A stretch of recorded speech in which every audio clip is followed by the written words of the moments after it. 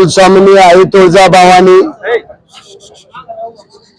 छत्रपती शिवराय महाराष्ट्राचे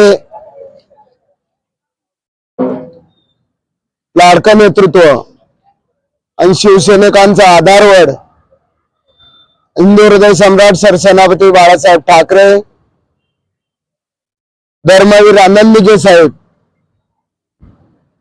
या महाराष्ट्राचे कर्तव्यदक्ष मुख्यमंत्री व आत्ताचे उपमुख्यमंत्री आदरणीय एकनाथजी शिंदे साहेब,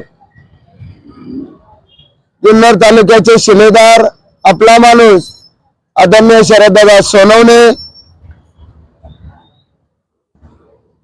शिवसेना पक्षाचे सचिव आदरणीय रामचेट रेपाळेजी, उपस्थित सर्व शिवसैनिक, खऱ्या अर्थाने जिल्हा परिषद आणि पंचायत समितीच्या निवडणुकीचं बिगुल वाजू लागलेलं आहे। महाराष्ट्रामध्ये खऱ्या अर्थाने नगर परिषदच्या निवडणुका झाल्या आणि आता महानगरपालिकेच्या निवडणुका होऊ पाहतात।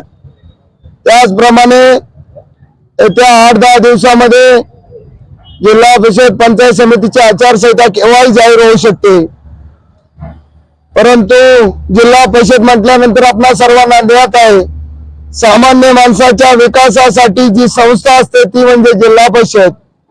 ग्रामपंचायत मधून ठराव जातो आणि त्या ठरावाचं रूपांतर विकासामध्ये जिल्हा परिषदच्या माध्यमातून आणि पंचायत समितीच्या माध्यमातून होत असतं।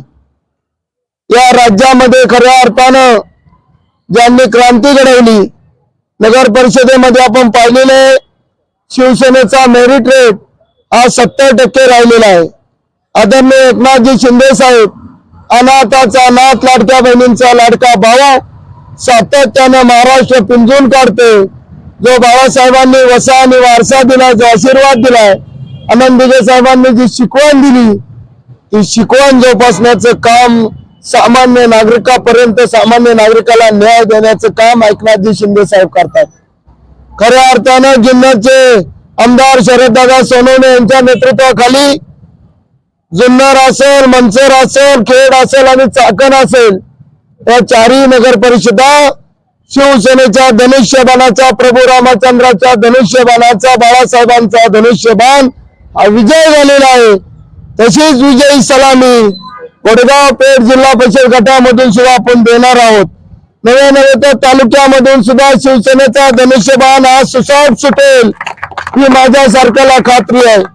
मी जिल्हा प्रमुख म्हणून सांगतो तुम्हाला, येणाऱ्या काळामध्ये अजून बरेचशा घडामोडी करणारा, घडामोडी ह्या खरं तर शिवसैनिकांच्या जोरावर होता, शिवसैनिकांच्या जीवावर केल्या जातात, परंतु महाराष्ट्रामध्ये फिरत असताना मी आता पाहतोय काही एक वेगळा माहोल शिवसेनेच्या बाजूने झालेला आहे।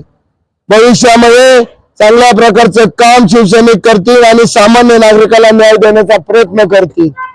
विशेषतः आपल्या तालुक्याचं एक भूषण, आपल्या गोडेगावचं भूषण आदरणीय माजी आमदार बिडियांना काळे यांनी सातत्याने काँग्रेस पक्षाच्या वाढीसाठी नवे नेते शरद पवार साहेबांना भक्कमपणे साथ देण्याचं काम आयुष्यभर केलं।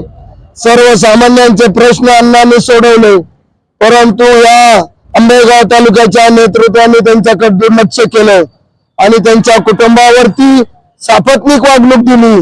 खरं तर त्या वागणुकीचं रूपांतर काल कपिल दिलीपभाऊ काळे यांचा आदरणीय एकनाथजी शिंदे साहेब यांच्या मुख्य उपस्थितीमध्ये शिवसेना पक्षामध्ये प्रवेश झालेला आहे। त्याच्याबद्दल आज खऱ्या अर्थाने मी गोडेगाव नगरी आणि पंचकृषीच्या वतीने कपिल काळे यांचं स्वागत करतो। तुम्ही खूप चांगलं काम करा, चांगलं काम करणाऱ्याला जनता ही नाकारत नाही, परंतु अहंकाराने वागणाऱ्यांना माणूस धडा शिकवल्याशिवाय राहत नाही। ही खरं तर धर्माची परंपरा आहे। धर्मासाठी सहकार्य करा, हिंदू जनजागृतीसाठी सहकार्य करा, मराठा माणूस जगला पाहिजे। सर्व 18 पगड जातींना बरोबर घेऊन ज्या प्रकारे अण्णांनी बिडी अण्णांनी काम केले, त्यांच्या पावलावर पाऊल ठेवून काम करा आणि बिडी अण्णांचं नाम रोशन करण्यासाठी तुम्हाला मी खरं तर शुभेच्छा देतो।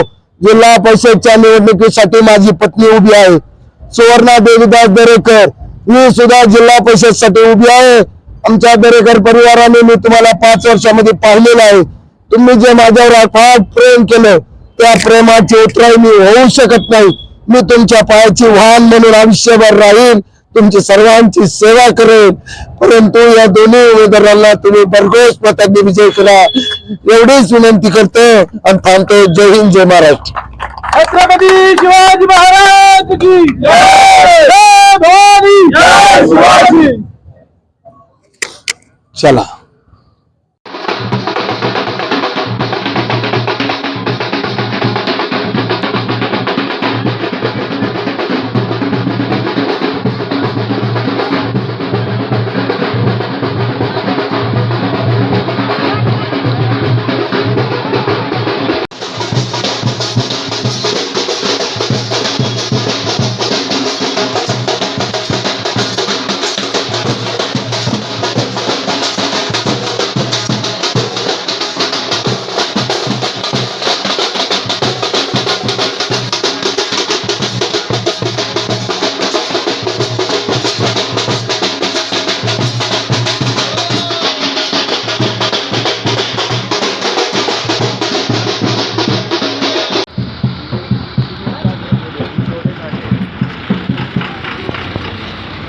मी तुम्हाला रीत वगैरे सगळं पाठवतो संध्याकाळी. आता नाही, आता कामात.